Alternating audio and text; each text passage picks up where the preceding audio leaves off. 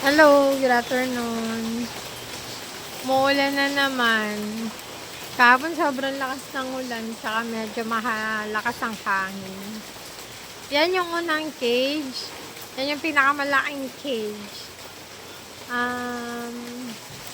Nilalagyan ko ng plastic kasi pag walang plastic, sobrang basang-basa sa loob. Kahit may trapal na. Pag nagkaroon na ako ng budget, sa tingin ko papapalitan ko na yung bubong niyan. Puro butas na kasi yung bubong niyan eh. Kaya yung trapal na buy one take one sa Shopee na lang ang nilagay ko. Kaso ganun pa din, nababasa pa din. Kaya yan, puro plastic siya. Para safe yun nasa loob. Oh, yan oh. Pagka ganyan, ang lakas ng ulan, wala nang basa. Safe sila. Ang mga tulog na tulog. Yung iba nandun sa loob eh. Tsaka nandun sa kabilang cage.